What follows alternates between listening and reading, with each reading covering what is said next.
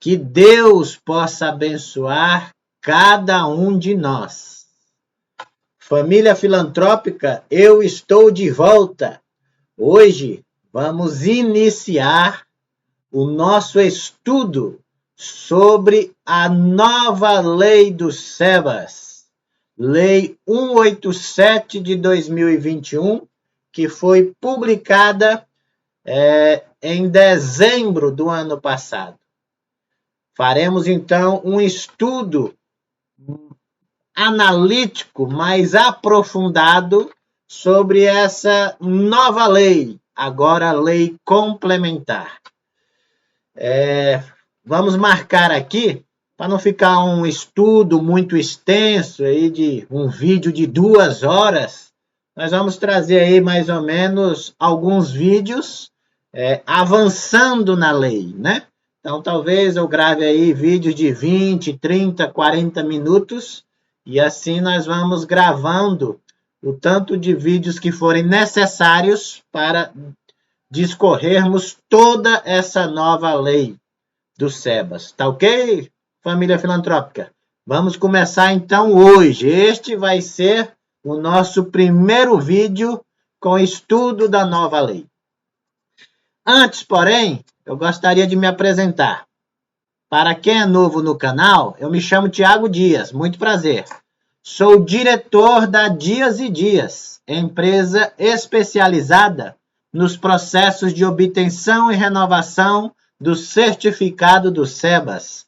Certificado este responsável por imunizar as instituições do pagamento da cota patronal do INSS, RAT e contribuições para terceiros, quando juntas, representam em média 26,5% sobre a folha de pagamento mensal da entidade. Vocês que gostam muito de captar recursos para a sobrevivência das instituições, é muito importante esse trabalho, porque não dá para viver só nas costas do governo, não é mesmo? A instituição tem que ter a sua fonte de renda própria, porque se vier a perder um certificado, se vier a perder uma parceria, um termo de colaboração, ela tem como se sustentar, não é mesmo? Então, é muito importante esse trabalho com os assistentes sociais, as pessoas que trabalham aí com a elaboração de projetos sociais, captação de recursos, realizam junto às instituições. É importantíssimo. Mas eu diria que uma economia tributária também faz parte de uma captação de recursos. Veja bem, se sua instituição está pagando altíssimos impostos, altíssimas contribuições sociais, e ela vem a deixar de pagar essas contribuições, estes impostos, você concorda comigo que ela vai ter uma economia e, consequentemente, ela vai estar captando recursos, nesse caso, né, recursos advindos de uma economia tributária? Concorda comigo, sim ou não? Então, você deixando de pagar legalmente essa carga tributária, você está trazendo economia, você está captando recursos que antes eram destinados para os cofres públicos e agora vão ficar nos cofres da instituição. Então, isso se chama economia tributária, faz parte de um planejamento tributário. Então, há muitos anos, eu tenho trabalhado prestando assessorias para várias instituições de todo o Brasil na conquista deste sonho, que é ser reconhecida com o certificado de entidade beneficente de assistência social. São mais de 11 anos, mais de 900 SEBAS obtidos e, atualmente, mais de 200 processos protocolados para conseguir novas certificações. E você, minha filantrópica, será a próxima a conseguir. Tá ok? Então, no final deste vídeo, se você gostou, somente se tiver gostado, você dá um like, deixa o seu like, né? E se puder, divulgar para outras instituições, para outros amigos e outras amigas, possam compreender, entender o que é o SEBAS, para o que serve e quais são os benefícios que trarão para a entidade, eu serei eternamente grato. Graças a Deus, o nosso canal tem crescido muito. Então, diariamente, novos amigos e novas amigas têm chegado e se juntado a nós para a disseminação do conhecimento. Família filantrópica, então hoje nós vamos começar a estudar a nova lei. Vocês sabem que até dezembro de 2021 era a Lei 12.101 de 2009 que regia, que administrava esses processos de certificação. Ocorre que esses processos existiam, essa lei, ela nasceu, a Lei 12.101, ela nasceu de forma errada. Porque em matéria tributária, quem pode ditar as regras é uma lei complementar. E a lei do SEBAS, 12.101, que foi revogada, era uma lei ordinária. Então, toda vez que você entrava com um processo, Ministério da Educação, Ministério da Cidadania, Ministério da Saúde, toda vez que você pedia um SEBAS e era negado, muitos colegas advogados ingressavam com mandados de segurança, com ações ordinárias, solicitando o quê? A inconstitucionalidade da lei. Ou seja, resumidamente falando, eles diziam assim, ó, eu nem preciso de certificado do SEBAS para ser imune dos pagamentos das contribuições sociais. Eu nem preciso. Estou solicitando lá o SEBAS, tudo bem, mas o Ministério ainda vem e me nega com base em uma lei ordinária que já foi objeto de várias ações diretas de inconstitucionalidade, combatendo esta lei estragada. Então, minhas filantrópicas, esta lei 12.101 de 2009, ela foi muito discutida a nível do judiciário. E o governo estava perdendo as batalhas perante a justiça, porque, de fato, era uma lei que nasceu errada. Mas você sabe, né? Numa lide, numa batalha, numa disputa, existem os dois lados. Então, o lado do governo, perdendo as batalhas, ele falou assim, como é que nós vamos fazer para solucionar essa situação? Todo mundo que reclama no judiciário dessa lei tem vencido. Como é que nós vamos fazer? Aí, né, lá no Congresso Nacional, fizeram assim, ó, tem que mudar a lei. Ou criar uma nova lei, melhor dizendo, né? Então, vamos pegar essa lei 12.101, que é uma lei ordinária, e revogá-la totalmente. E vamos criar uma nova lei, agora nascendo de forma correta, que é uma lei complementar. Lei complementar é a que pode ditar as regras dos pagamentos de quem vai pagar, de quem está imune, dos impostos. Então, eles criaram uma nova lei. A partir daí, surgiu a nova lei do SEBAS, Lei Complementar 12.101, 187 de 2021. Tá ok, minha filantrópica? Foi por isso que houve a mudança da lei.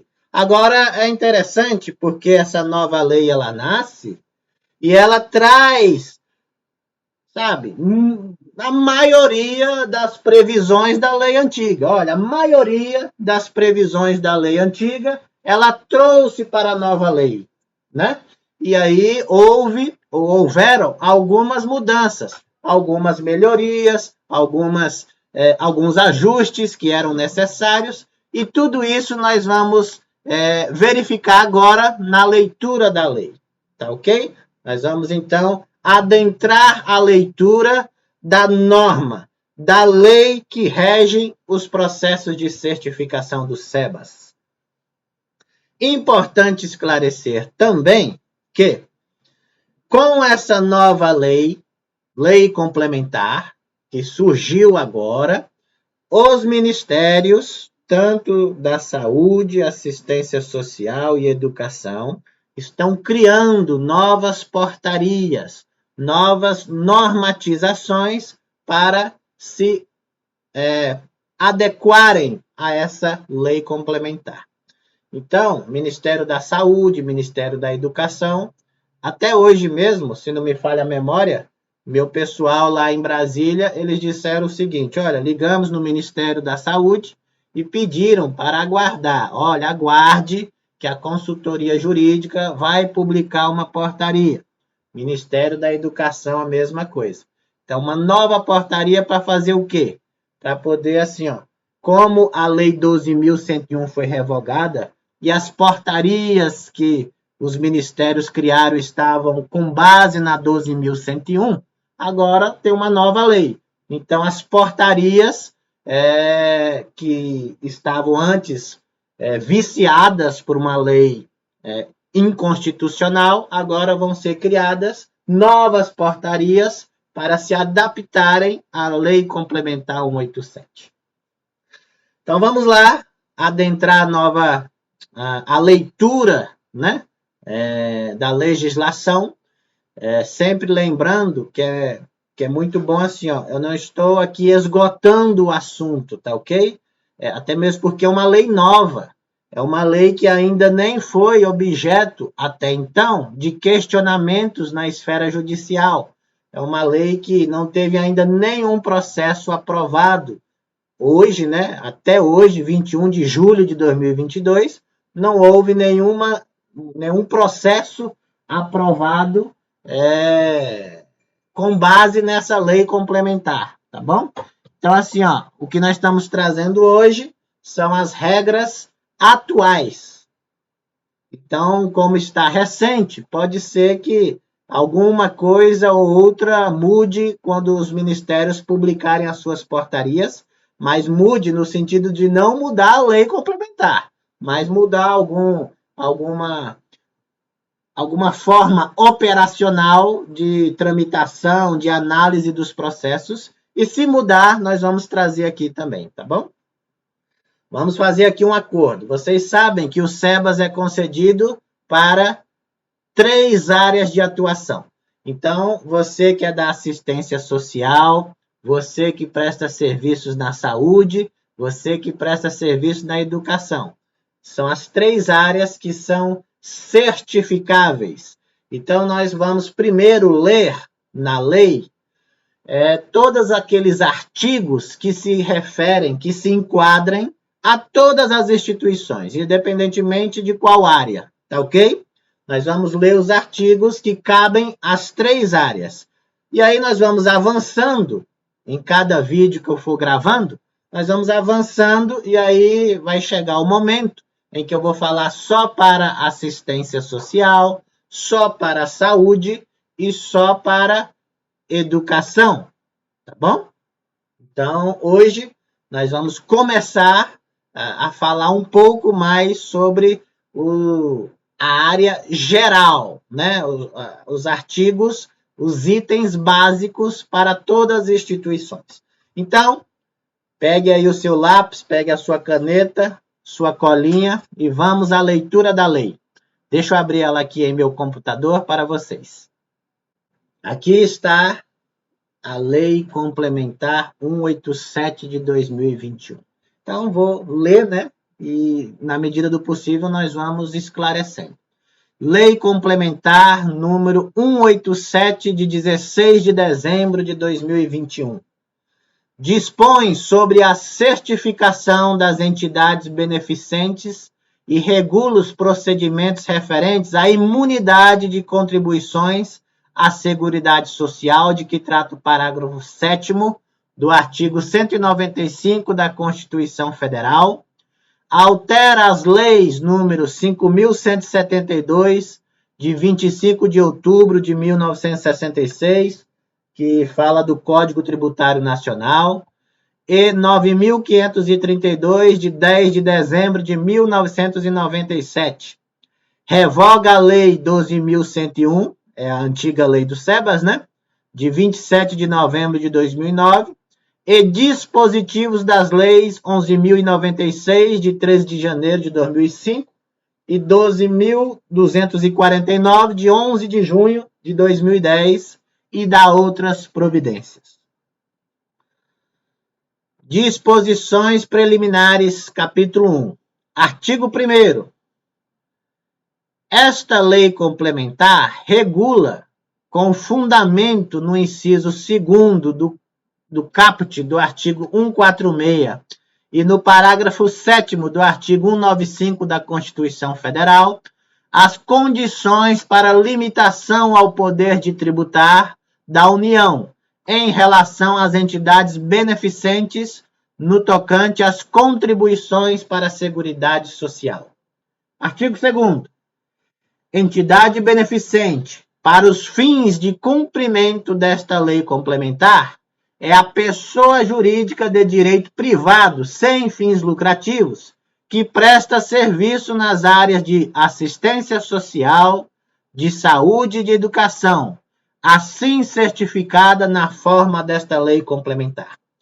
Neste artigo 2º, minhas filantrópicas, ele fala que quais são as entidades beneficentes. Ou seja, as instituições, elas nascem como instituição sem fins lucrativos, organização da sociedade civil. Tudo isso são espécies de instituições, mas ele, no artigo 2º, aqui diz que instituição beneficente vão ser as que são certificadas na forma desta lei complementar. Então, para você, entidade, ser considerada uma entidade beneficente de assistência social, você tem que possuir o certificado do SEBAS.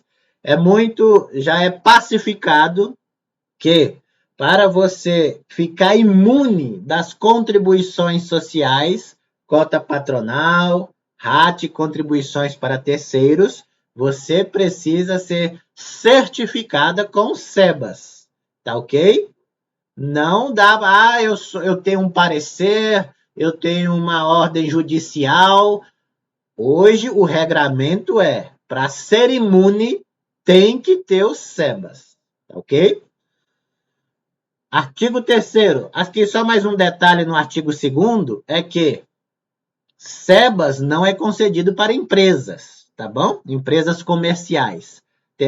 Eu já vi processos sendo indeferidos junto aos ministérios, e quando eu vou verificar, é uma empresa que está tentando, né, se beneficiar da imunidade. Mas não é concedido para empresas, e sim para associações privadas, tá ok? Artigo 3º, assim diz: farão jus à imunidade de que trata o parágrafo 7º do artigo 195 da Constituição Federal as entidades beneficentes que atuem nas áreas da saúde, da educação e da assistência social, certificadas nos termos desta lei complementar, e que atendam cumulativamente aos seguintes requisitos. Então, veja bem, o SEBAS será concedido para as instituições com atuação nessas 3 áreas. Não precisa atuar nas 3, é qualquer uma delas, né? Educação, assistência social ou saúde. Então, olha, eu tenho uma instituição que trabalha com os animais. Não vai sair. Eu tenho uma instituição que trabalha com a seguridade da previdência social de determinada categoria profissional. Não vai sair. O que vai sair, o que vai ser concedido, são para quem atua nenhuma dessas 3 áreas: saúde, educação, assistência social, e que cumpram cumulativamente tem que cumprir cada um desses incisos. Assim diz, ó. Inciso 1º.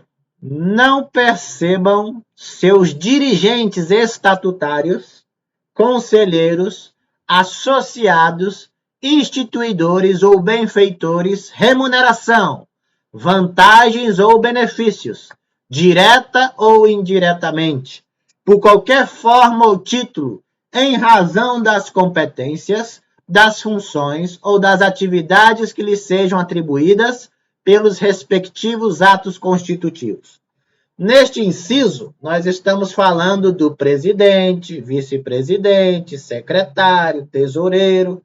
Nós estamos falando dos cargos estatutários. Aqui está falando que não podem receber remuneração a diretoria estatutária. Mas espera aí. Lá embaixo, nós vamos aqui lendo, né? Item por item. Mais abaixo, daqui a pouco eu vou ler para vocês que existe uma exceção, tá bom? Essa mesma lei, ela permite sim a remuneração dos dirigentes estatutários, desde que siga algumas regras. Então, é possível remunerar a diretoria e não vai atrapalhar a sua certificação. Inciso 2º do artigo 3º. Apliquem suas rendas, seus recursos e eventual superávit integralmente no território nacional, na manutenção e no desenvolvimento dos seus objetivos institucionais. É aplicar o seu dinheiro, minha filantrópica, na sua entidade aqui no Brasil e não ficar enviando, transferindo recursos para outros países, tá ok? Inciso 3º. Apresentem certidão negativa ou certidão positiva com efeito de negativa de débitos relativos aos tributos administrados pela Secretaria Especial da Receita Federal do Brasil e pela Procuradoria-Geral da Fazenda Nacional, bem como comprovação de regularidade do Fundo de Garantia do Tempo de Serviço, o FGTS. Isso aqui é uma novidade filantrópica. Preste atenção, muita atenção.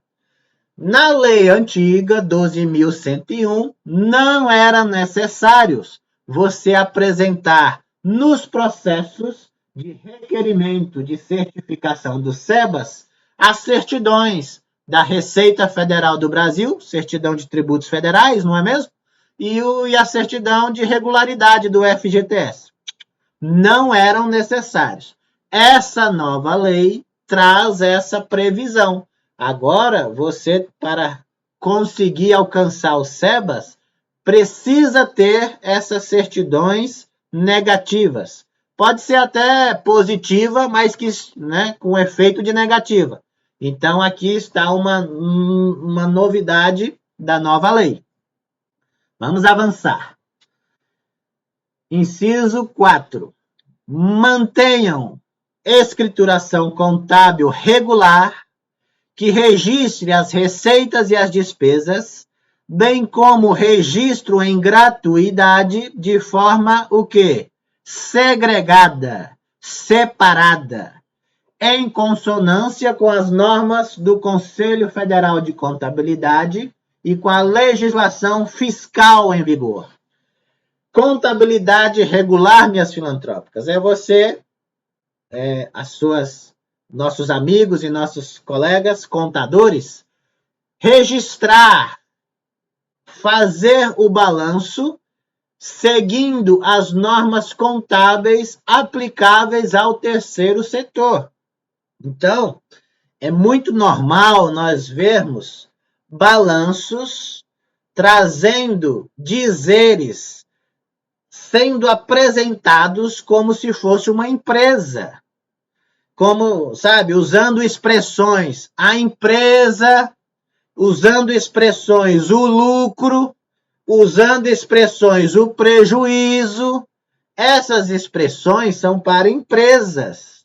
E aqui nós estamos falando de terceiro setor. Nós estamos falando de instituição sem finalidade de lucro.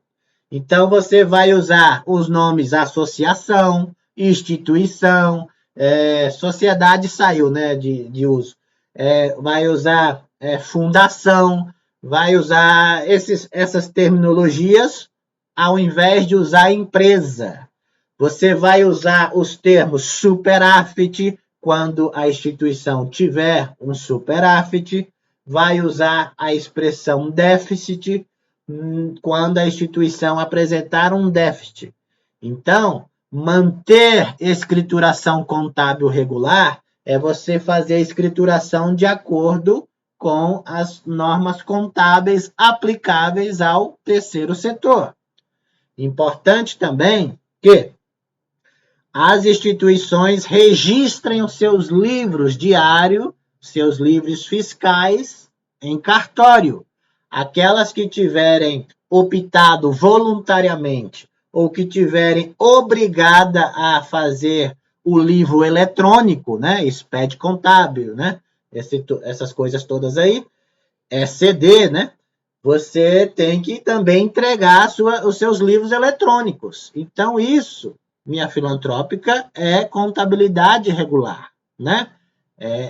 Preparar as 5 demonstrações contábeis obrigatórias. Estamos falando de balanço patrimonial, demonstração do superávit ou déficit do exercício, demonstração de mutação do patrimônio líquido, demonstração de fluxo de caixa, notas explicativas, 5 demonstrações obrigatórias. E os amigos contadores que quiserem preparar mais demonstrativos, tranquilo, mas esses 5 aqui não podem deixar de serem apresentados, tá ok?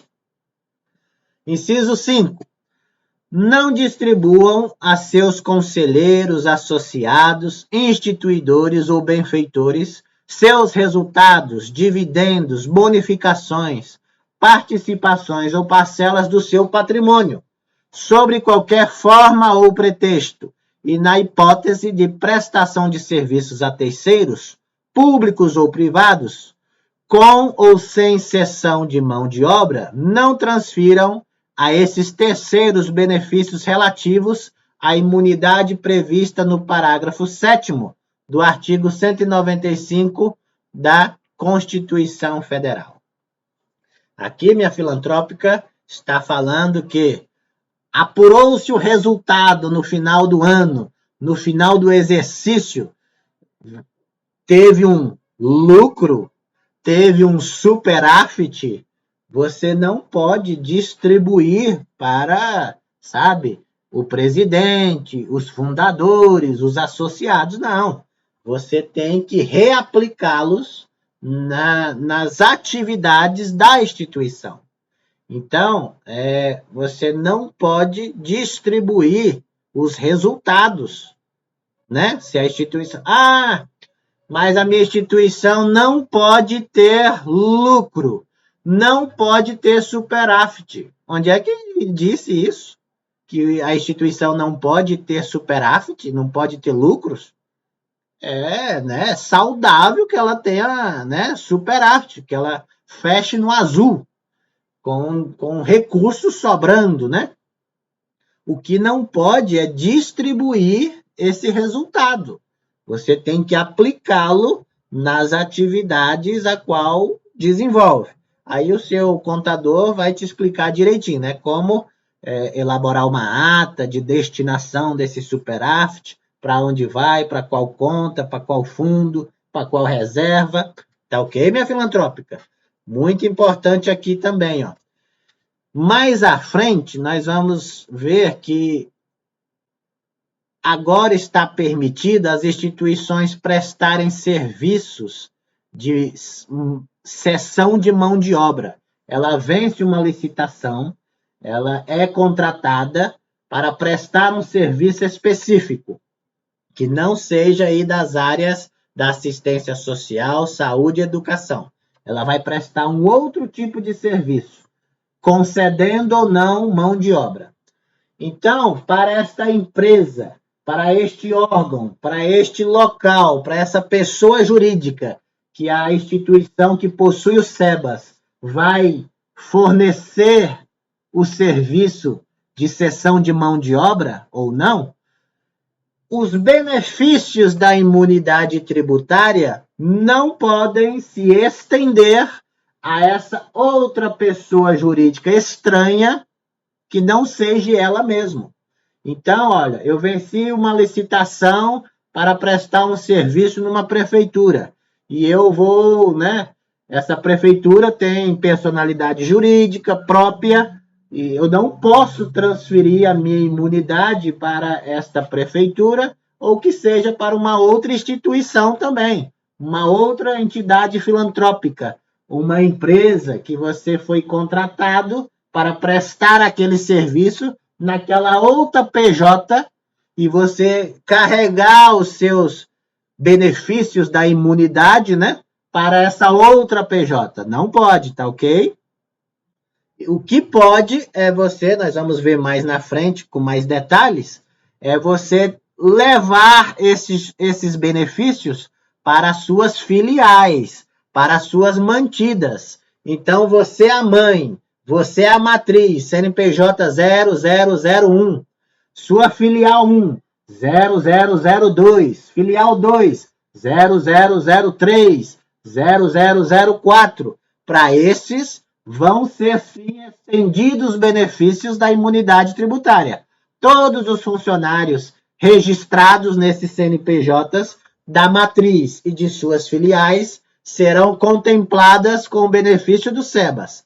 Agora, uma outra empresa, uma outra instituição com personalidade jurídica própria, elas não serão contempladas com a imunidade, mesmo você prestando serviços para elas. Item 6. Conservem pelo prazo de 10 anos, contado da data de emissão, os documentos que comprovem a origem e o registro dos seus recursos e os relativos a atos ou a operações realizadas que impliquem modificação da situação patrimonial. Aqui há uma discussão jurídica, né? Uns doutrinadores falam de 5 anos, que você tem que guardar os documentos fiscais, né? Outros dizem 10 anos. Então, essa lei complementar agora está sinalizando para você guardar em arquivo por 10 anos suas notas fiscais. Você imagina só, né, minha filantrópica? Ficar guardando um documento por 10 anos? Meu Deus! Se a instituição não contratar um serviço de arquivo independente, haja papel, né? haja arquivos, haja HD, né? Esses procedimentos aí da nuvem para suportar todo esse período, né? Inciso 7. Apresentem as demonstrações contábeis e financeiras devidamente auditadas por auditor independente legalmente habilitado nos Conselhos Regionais de Contabilidade, quando a receita bruta anual auferida for superior ao limite fixado pelo inciso 2º do caput do artigo 3º da Lei Complementar 123, de 14 de dezembro de 2006. Então, aqui, minha filantrópica, vem da necessidade de fazer auditoria contábil nas demonstrações contábeis da instituição. Detalhe importante: só está obrigada a submeter o seu balanço a um auditor independente se a instituição tiver faturado igual ou superior no ano R$4.800.000. Então, de faturamento zero até R$4.799.099,99, não precisa fazer auditoria.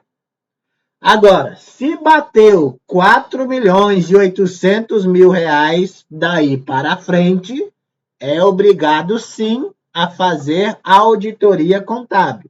Isso engloba, você vai colocar como cálculo da receita bruta, tanto a matriz SEBAS como suas filiais, tá bom? Então, você tem uma matriz e possui 5 filiais. É o balanço consolidado. É a receita bruta de todo mundo que você tem que somar, tá ok? Se bateu lá o teto, tem que fazer auditoria. Então, quando você vai pedir o SEBAS, obtenção do certificado, você precisa auditar, se tiver no regramento aí, caído no regramento. Uma vez, quem é renovação, né? Uma vez que conseguiu o SEBAS e vai precisar renovar daqui a 3 anos, você precisa fazer auditoria anualmente, todos os anos. Repetindo, se tiver caído nos 4.800.000. Ah, Tiago, no ano eu caí, mas no outro ano eu não caí. Então, no ano que não bateu 4.800, não precisa fazer. Mas se todo ano está batendo 4.800.000, anualmente vai ter que submeter seu balanço a um auditor contábil independente. Então, não é somente quando eu for renovar o meu certificado, porque o seu SEBAS ele sai por 3 anos. Ah, então quando eu for renovar daqui 3 anos é que eu vou auditar. Não, você auditará anualmente, ok? Tiago, mas e aí? E aí que, se você passar por uma fiscalização, se você passar por uma supervisão, seja do Ministério, seja da Receita Federal do Brasil. Ah, mas eu ia fazer minha auditoria só quando fosse renovar o certificado. Não é assim não, tá bom? Muito cuidado. Artigo 8º. Prevejam em seus atos constitutivos, em caso de dissolução ou extinção, a destinação do eventual patrimônio remanescente a entidades beneficentes certificadas ou a entidades públicas.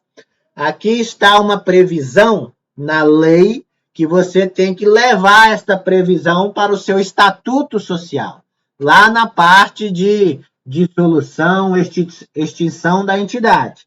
Se a entidade fechar as portas definitivamente, após liquidadas as suas obrigações, sobrando patrimônio, ela vai ter que transferir para uma outra entidade congênere, para uma outra entidade igual, para uma outra entidade parecida com a entidade que fechou as portas. Então, seu patrimônio, está dizendo aí, né? Vai ter que ser destinado para uma outra instituição. Se você não encontrar essa outra instituição, ela tem que ser uma entidade pública. Uma dica importante: procure colocar no seu estatuto social de acordo com o que está aqui na lei.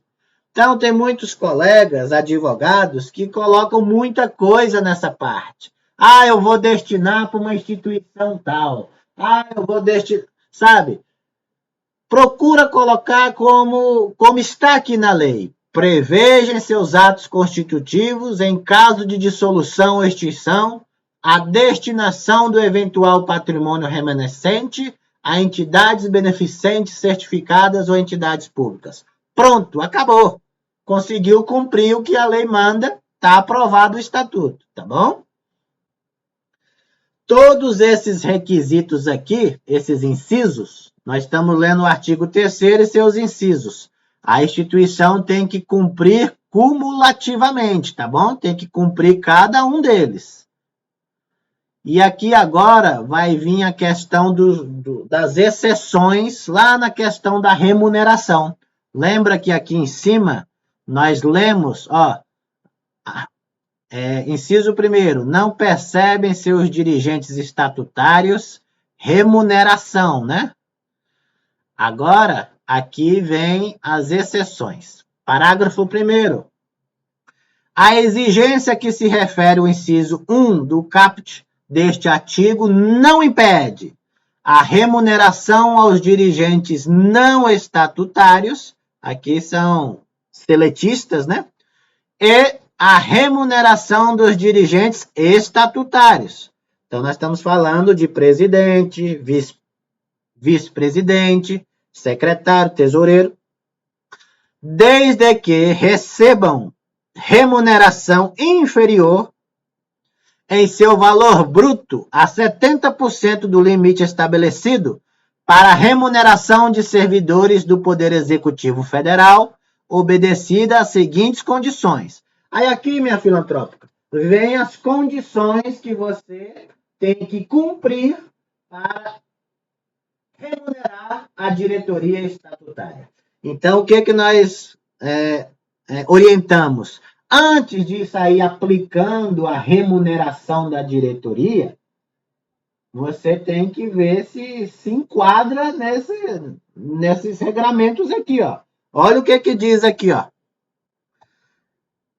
Letra A. Nenhum dirigente remunerado poderá ser cônjuge ou parente até o 3º grau, inclusive a fim de instituidores, de associados, de dirigentes, de conselheiros, de benfeitores ou equivalentes da entidade de que trata o caput deste artigo. E o total pago a título de remuneração para dirigentes pelo exercício das atribuições estatutárias deverá ser inferior a 5 vezes o valor correspondente ao limite individual estabelecido para a remuneração dos servidores do Poder Executivo Federal. Parágrafo 2º. O valor das remunerações de que trata o parágrafo 1º deste artigo deverá respeitar como limite máximo os valores praticados pelo mercado na região correspondente à sua área de atuação e deverá ser fixado pelo órgão de deliberação superior da entidade, registrado em ata com comunicação ao Ministério Público, no caso das fundações. Então, veja bem, antes de você adotar a remuneração da diretoria estatutária, você tem que certificar de alguns pontos. Os primeiros é desta lei federal aqui que nós acabamos de ler. Vocês têm que observar que não pode haver parentesco, sabe? Até o 3º grau. Você tem que respeitar o limite do teto do Poder Executivo Federal. Você tem que respeitar as regras do mercado na região. Então, se um diretor numa empresa comercial receberia R$5.000, então, se o cargo de presidente dessa instituição é parecido com aquele diretor, a remuneração tem que ser R$5.000. Não, vou colocar 15.000, mas se na sua região se paga R$5.000. Tem que observar tudo isso. Outro detalhe importante. Você, filantrópica, que tem parceria com o poder público, você não pode pegar a verba que é repassada e muitas das vezes, eu diria que a maioria das vezes, a verba vem carimbada. Olha, essa verba é para aplicar neste projeto. Esta verba é para aplicar nesta atividade. Você não pode simplesmente sair remunerando a diretoria, porque você pode ter problemas na sua prestação de contas. E a prestação de contas junto ao órgão que repassa os valores, ela pode ser reprovada e você ter os valores glosados. Você tem que devolver os valores que foram pagos de forma errada, em despesas que não são aprovadas pelo órgão concessor da verba pública. O que eu quero dizer é o seguinte: você tem um termo de colaboração assinado com a prefeitura, o Estado, com o governo federal. Olha, eu recebo aqui X valor todos os meses. E neste convênio, nesse termo de colaboração, nesse termo de fomento, lá não fala nada de remuneração, de diretoria, que eu posso ou que eu não posso. Lá é omisso. Lá não fala se eu posso ou se eu não posso remunerar. Aconselho você fazer uma consulta formal ao órgão, que você é parceiro, o órgão que te repassa as verbas. Faz um ofício, sabe? Oficializa, registra isso. Olha, a Lei Federal 187 de 2021 fala que eu posso receber remuneração, a minha diretoria. Como é que vocês veem essa parte aí? E aí eles têm que te responder de forma oficial, né? Registrada, se podem ou não, porque a verba é deles. Ah, mas eu tenho uma lei federal que está acima da lei. Não, calma aí. A verba é deles, né? Da parceria. Então, a maioria das vezes, essa verba vem carimbada, ela vem destinada para um fim, e você não pode remunerar a diretoria. Então, o que eu estou falando é o seguinte: antes de adotar a remuneração dos seus dirigentes, que eu acho ser muito correto, porque você imagina só, o trabalho que dá você ser presidente, você fazer parte de uma direção, de uma diretoria estatutária, onde você tem que gastar horas e horas do seu tempo para poder prestar um serviço digno, né? De uma administração que se preze. Então, você que é conselheiro fiscal tem que olhar os demonstrativos contábeis, você que é presidente tem que criar um compliance, tem que criar uma organização, uma gestão, e isso toma tempo. Então, acho muito justo, sim, a remuneração dos dirigentes. Mas, antes de aplicá-la, tome os cuidados devidos para que você não tenha problema com o órgão que te repassa verba pública e você não tenha problema com a sua certificação do SEBAS, tá bom? As instituições que não recebem verba pública, aí não tem que prestar contas para ninguém, né? Sempre tem um Ministério Público, né? Mas eu falo assim, não tem que prestar contas para o órgão concessor, porque ela não recebe verba.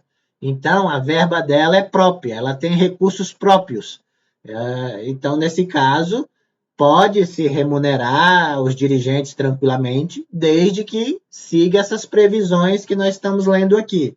Tá bom, minha filantrópica?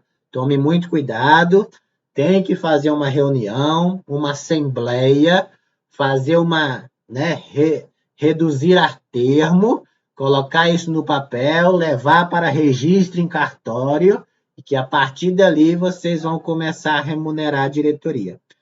E, Tiago, como é que eu vou remunerar? Vai ser olerite? Vai ser RPA? Vai ser como? Aí você procura o seu contador, a sua contadora, e juntos com o seu departamento jurídico também vão ver a melhor forma de implementar esta remuneração. Tá ok, minha filantrópica? Mas isso aqui é muito importante, né? Poder remunerar a diretoria. Antes, não podia remunerar de forma nenhuma. E aqui, fazendo um parênteses, você vê que quem tem a utilidade pública municipal, normalmente não pode remunerar a diretoria. Então, a prefeitura, o seu município fala, eu te dou a utilidade pública municipal, mas você não pode remunerar a diretoria. Mas a lei do SEBAS fala que você pode. Então, minha filantrópica, você vai ter que escolher qual desses certificados traz mais benefícios para mim. A utilidade pública municipal ou o SEBAS? E aí se adaptar, né? Tá bom? Tem que tomar esses cuidados. Muito cuidado na questão da utilidade pública municipal, porque na maioria dos casos não pode remunerar os diretores, tá bom? Vamos avançar. Artigo 4º.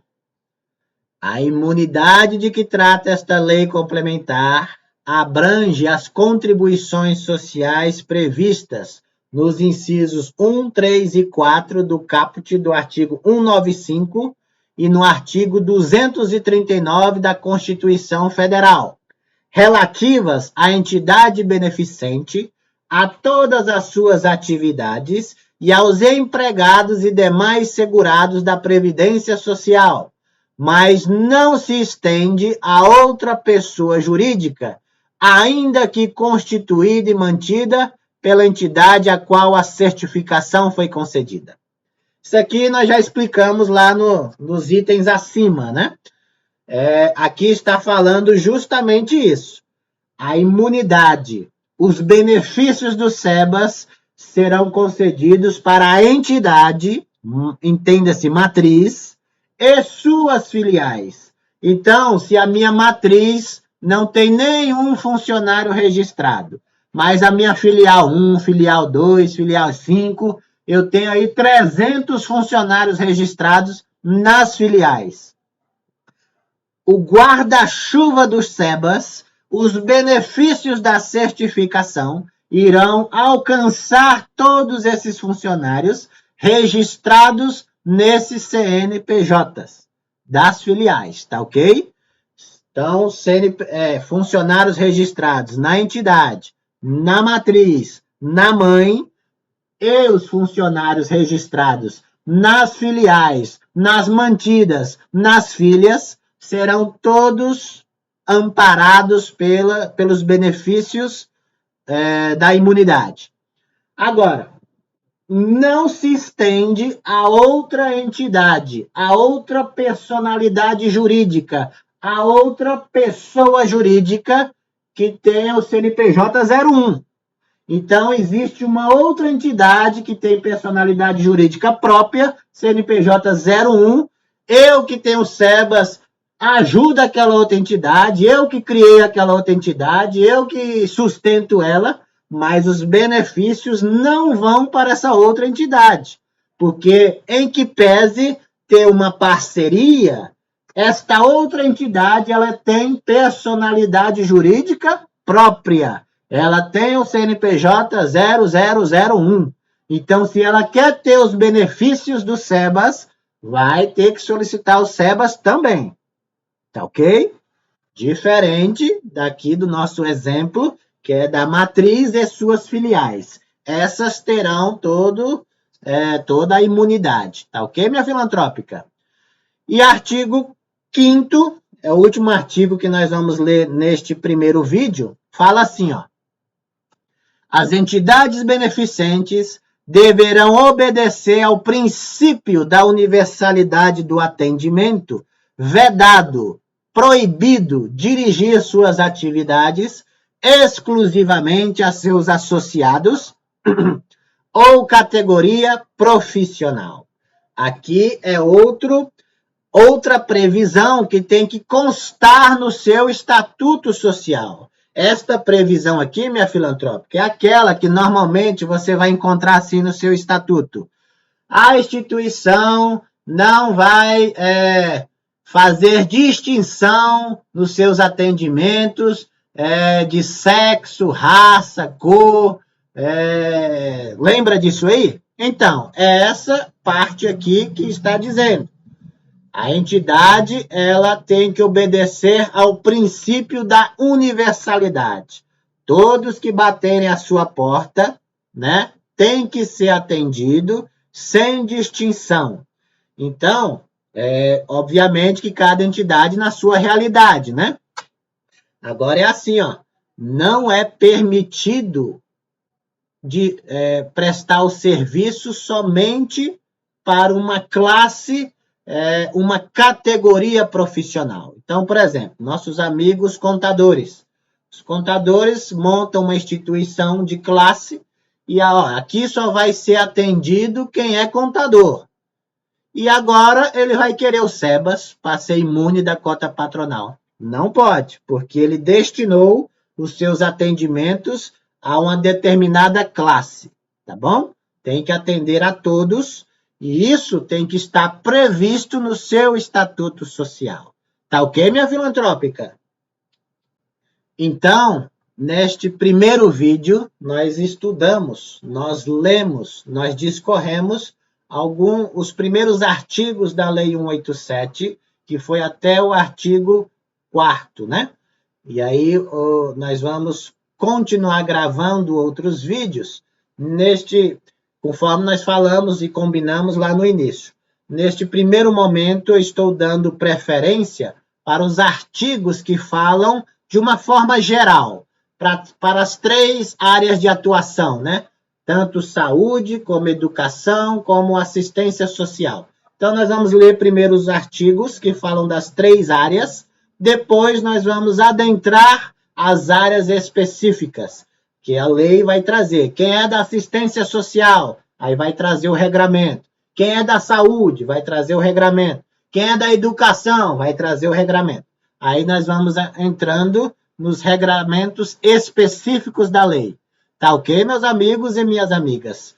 Então, se você gostou, por favor, compartilhe aí nas suas redes sociais, nas suas entidades vizinhas, para que juntos nós possamos continuar crescendo e trazendo cada dia mais amigos e mais amigas, e que Deus possa nos abençoar grandemente.